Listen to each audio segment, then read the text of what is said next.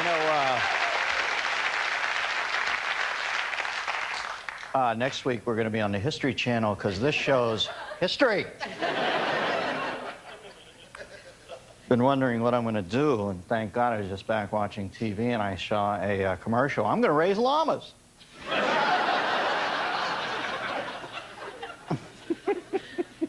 This week, a couple was arrested for having sex in St. Patrick's Cathedral in New York. It's part of a radio contest put on by two local DJs, Opie and Anthony. Hey, they sound wacky. You know, I saw a picture of these two people who bonked, and all I can say is they've got bodies built to fuck on radio. I mean, what's next? Getting a rim job on the Jefferson Memorial? Wheezy, of course, not George. And,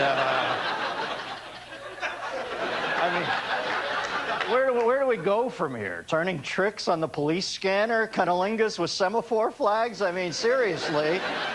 What's the world coming to when people are illicitly fucking in church? That is a privilege reserved solely for priests. Now, let's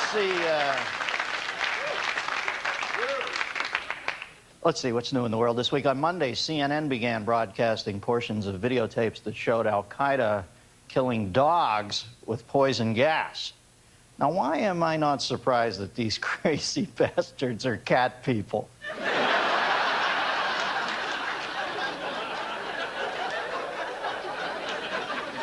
Yeah, only the fact that they killed dogs is going to bring some liberals in this country on board as far as hating them. Everything was okay up to that point.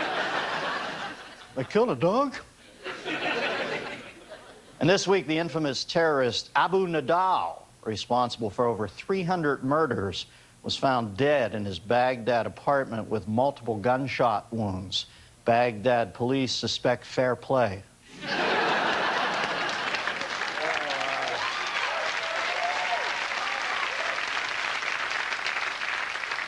And oil prices are at their highest level in nearly a year and a half due to the ongoing possibility of the U.S. attack on Iraq. Hey, another dime a gallon, and I say we start carpet bombing those fuckers with flaming SUVs. Yeah. I love the new car smell of napalm in the morning. An Iraqi army commander said on Wednesday that Iraq is planning a series of maneuvers to prepare itself in case the United States does attack. That's funny. I wouldn't think you'd have to practice running, ducking, and begging for your life.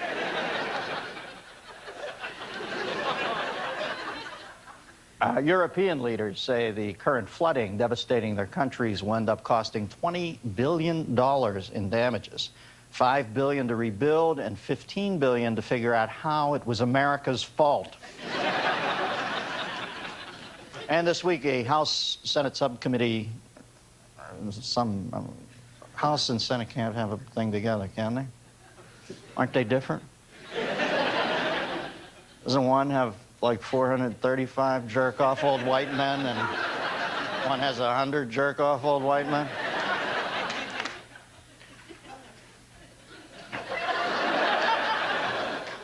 This week, subcommittee moved closer to issuing a subpoena to Martha Stewart. Committee members have apparently settled on the stationery, but they're still bickering over the font type. You know, Maddie, I think Martha's anticipating prison. I saw her show this week, and she was crafting a shiv cozy.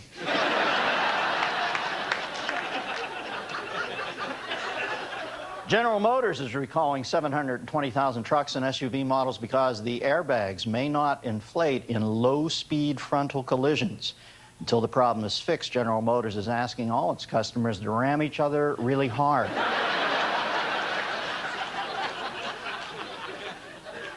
And Palm Incorporated, which I believe was my nickname when I was 12, admitted...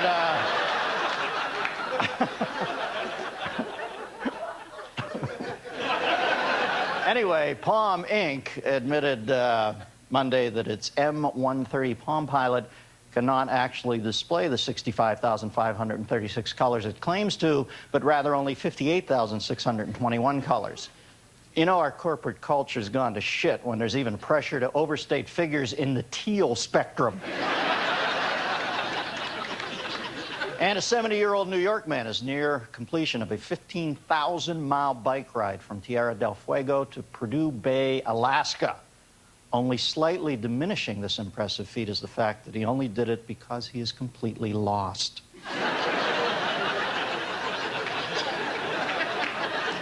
You know, many Hollywood celebrities like Anthony Hopkins, Quincy Jones, and Barbara Walters have visited Robert Blake in jail. You know, my show got canceled, and Lovitz won't even come over to my house.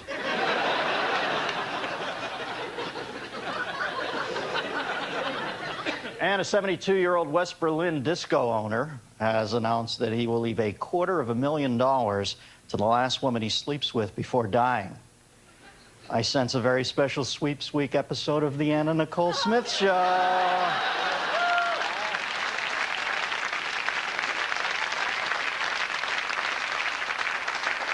This week, Continental Airlines announced that in an effort to reduce operating costs, it will be cutting back on service extras. Management plans on cutting meals on flights under 4 hours and oxygen on flights under 2. Could flying be more of a hassle than it is right now? You get there 2 hours ahead of time, only to find that there is an intestine-like lining snaking around the ticket counter, and you are the asshole at the end of it. Now,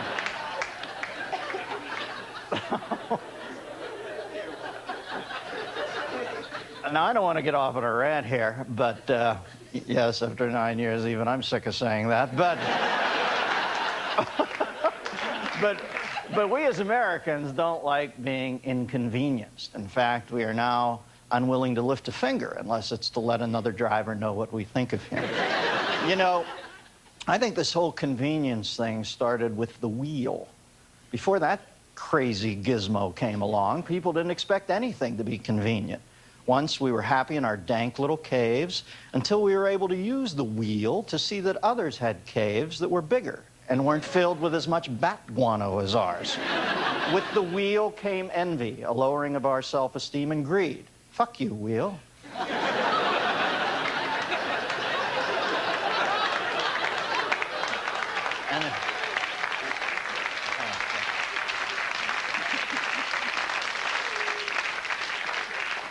You know, my favorite convenience is the pay-at-the-pump gas station. Zip in, slide the card, pump the gas, and go. In fact, pumping gas is the only car-related task I will partake in.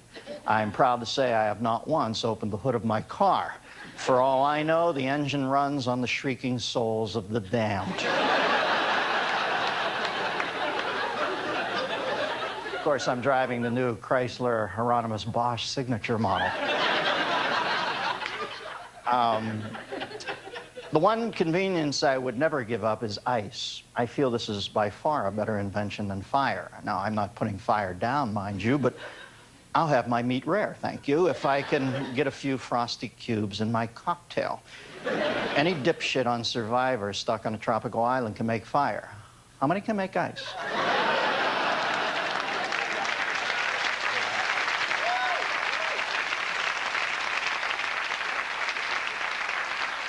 You know, for me, the ATM is the model of modern convenience. It's fairly reliable, open 24 hours a day. The lines are never really that long, and it leads me step by step through the process. Then in less than a half a minute, it hands me money, thanks me for taking it. Then, almost as a cherished token of our lovely time together, it gives me a receipt for the transaction. Oh yeah, I want to fuck the ATM.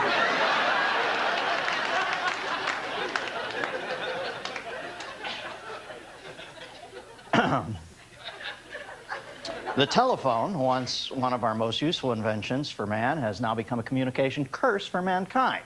I think there's something wrong when you hear a cell phone ring in public and 30 people start patting themselves down like they've just burst into flames. You know, people on cell phones are like people on cocaine, except far less likely to shut up. Now, because of technology, we can go through the entire day without ever talking to a single living person, which, believe me, I look at as a plus.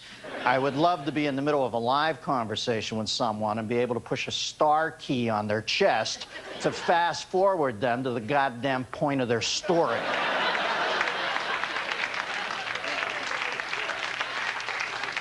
When buying home electronics, I always get the optional warranty. I know consumer advocates say that it's a ripoff, but I just don't want to be inconvenienced. Last week, my high-def big screen went out on me, so I called the place where I bought it, mentioned the warranty, and the guy says they'll fix it for free, but I have to bring it in. Now, I don't own a pickup truck or a van, and frankly, people who do scare me. Not only that, but have you ever tried to lift a big screen high-def television set? It's extremely top-heavy and very awkward, so my sons and I put on the safety goggles, took hammers, and bashed the thing into 763 easily manageable pieces, which we numbered and put into a shoebox for eventual reassembly, and transported them to the service desk. Tebby, the nice man in the New York Yankees turban behind the counter, told us that it'll be ready in the year pi. You know,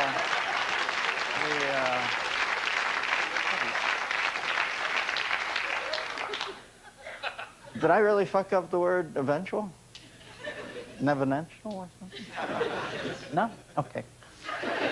The clothing company Dockers actually makes a pair of pants with 8 pockets to enable men to keep their hands free while carrying their wallet, keys, Starbucks card, MP3 player, Palm Pilot, two-way pager, and cell phone. You know, when you're knocking over small children as you careen down the street because you are literally crating cargo in your chinos, it seems like the cooler move at that point would be just bite the bullet and go for the man purse. You know,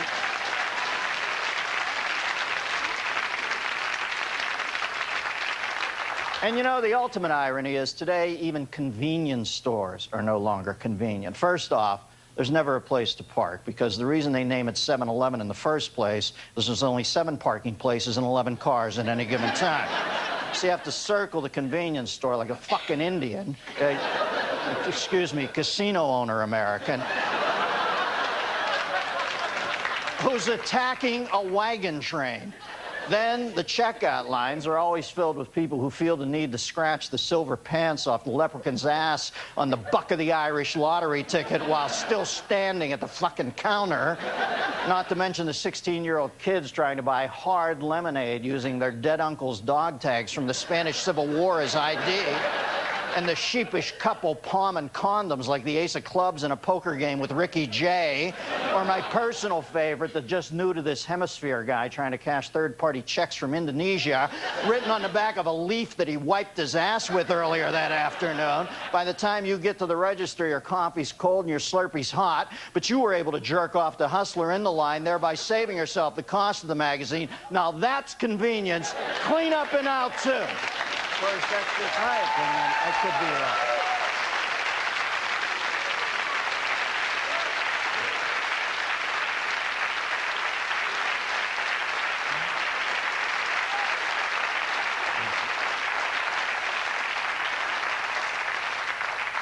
I want to say how happy I am to pay the kid who put that drawing together this week.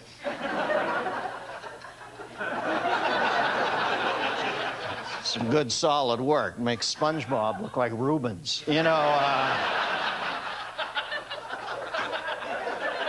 want to know what you think, America. Give me a call, 1-800-522-8673 for some Spinal Tap to the Best in Show. Tonight's guest has always keen eye for the inconvenient absurdities of modern life, as well as a willingness to mock anyone who uses phrases like a keen eye for the absurdities of modern life. His newest movie is A Mighty Wind. Please welcome Christopher Guest, ladies and gentlemen.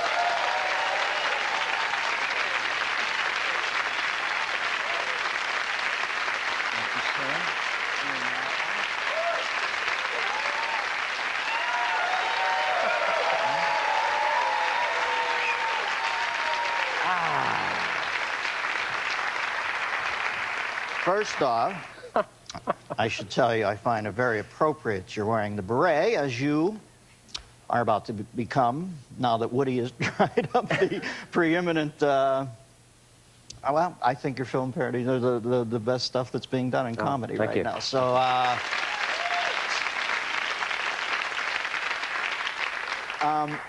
Now, you seem to have developed, before we get to the topic, which doesn't really fascinate me this week, but your work does fascinate me. I want to talk, you're building like a repertory company with like the Mercury Theater or something, I think. And are the same people, will they be in the new movie for the most part? As far as I know. Yeah. Yeah. And yeah. What is the milieu of this one? We've had dog shows, we've had aging rock bands. What's this one? Well, this is a film about 3 folk groups from the 60s. I don't have to say anything else. That are trying to make a comeback, basically. And they're going to do a memorial concert in New York City. And they believe it can work, let's put it that way. And so we got the same group together, and Eugene Levy, Catherine O'Hara, and Fred Willard, and Michael McKean, and Harry Shearer are in this. And Michael, Harry, and I wrote a lot of the music, and we play it live. We actually did a show, and that's all I can say right now, because I'm still working on it. What's your modus operandi to get this brilliant work? Do you guys, do you give them the idea of the movie a few months in advance and let them work out what they'd like to do? You seem to give your company a lot of free rein. Is that true? Is it my turn? Yeah.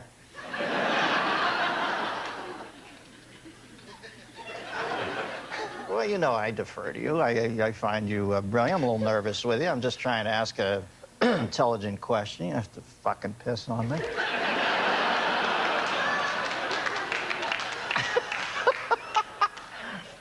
How much is improv and how much is worked out beforehand? Well, Eugene Levy and I, wrote the story for Waiting for Guffman, and we wrote the story for Best in Show. And it takes us about 5 or 6 months to write out the story, to create the characters, to develop each scene.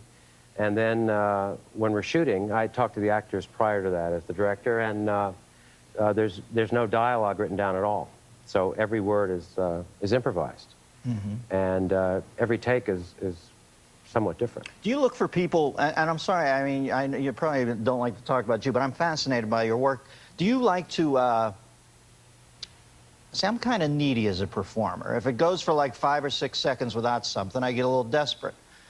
You like to inhabit, and you guys get safe in these sort of castles you build out of these characters. I've seen you and Marty and Catherine O'Hara, and when you're in there, you feel completely implacable to some extent, don't you? Well, you know, it's not based on jokes, although some of it's funny, I hope, but it's based on the character. So you do feel safe, because if you're true to the characters, then it really, you don't have there's no way of failing in the same way that if you're doing jokes and nothing happens, then it's not good, I guess. You're going to see it over at the screen in a few seconds, but I extricate myself. Now, you seem to be a man of tidy personal habits. The little I know you, I think of you as a friend, but I don't know you all that well, but it seems like you like a little bit of precision in your life. What inconveniences you? Do you have inconveniences in your life? Well, coming here was...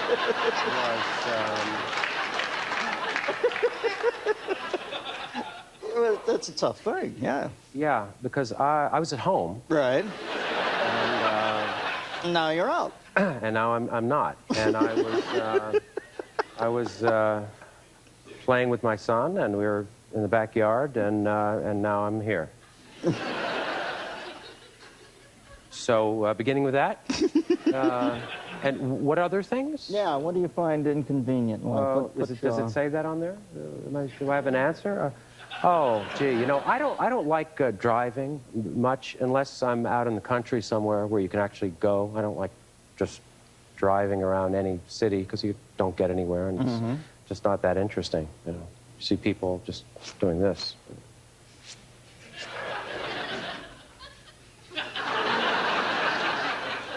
What else makes you anxious, Dennis?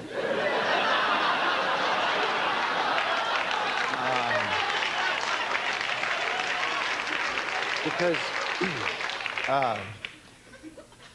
physical answers to questions. Was there more? No, I mean. No, I'm trying to learn a lesson here. I'm trying to sit as you sit in your character. I'm thinking there can be no mistakes if I just remain true to my character. Right. I enjoy...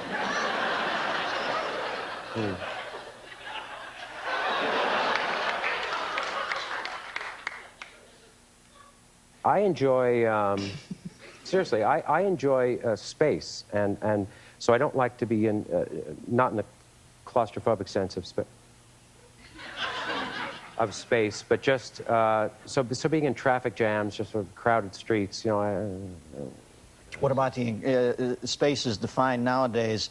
It doesn't have to be actual space. It seems like our space is encroached upon by all the modern conveniences we have. Cell phones. Are you a cell phone guy? Or? I have a cell phone, but it really is, it's kind of it's the babysitter phone. It's for kind of an emergency thing. I don't It talk always seems to me people have stories where things happen. An amazingly inappropriate moment, they will get... I do have a story, but it says 1 minute. So should I wait, or should I... No, there's no commercials here. Really? Yeah, that's 1 minute literally to the destruction of the entire planet. So... Okay, no, this is true, and things like this, you know, if you do television shows, they ask you for stories, and they never have any stories. This is actually true. I was in fishing with a friend of mine in the Rockies, and it was in the winter, and we were in the river, and it started to snow, and so there was a lot of snow and mud, and I got in the truck. We thought we'd had to get out of there because we weren't in a road, we were in dirt. And the truck started to slide off what would be a 15-foot drop into the river. And it was moving very slowly. It was four-wheel drive, but in mud, it doesn't matter. Potentially deadly situation, possibly? Yeah, I guess. Okay. Not a bad death, though. So it's moving very slowly. The brake, nothing works, and my phone rings. Now, I'm truly in the middle of nowhere. This is way away from any place, even a small town. And I picked up the phone. I said, hello? It was my agent. And she said, did you read the script about the guy with... I said, you know, I didn't, no. Can I call you back? She said, sure. Because they want to know. No, I understand, but I should call you back. And now we're 2 feet from going over the bank into this river. And I hung up, and the truck stopped. And I was able to get the wheels to go backwards, and we went over the other side and perched on a rock like this. So the rock was like this. This is the rock, and this was the car. You were like Ralph Macchio up on top of it. Thank you. Thank you. That's what happened. Well, listen, Chris, I don't want to, you know, I know you're probably ill at ease with stuff like this, but you're huh? Well, no, you're a genius, and when people talk about your films now, and I enjoy this. I don't do many of these shows, yes, and I wanted to do this on. because I respect your work, and Well, we appreciate your films. They really are, the precision of them is breathtaking. Thank you very much. Stick around. I'm going to do the news.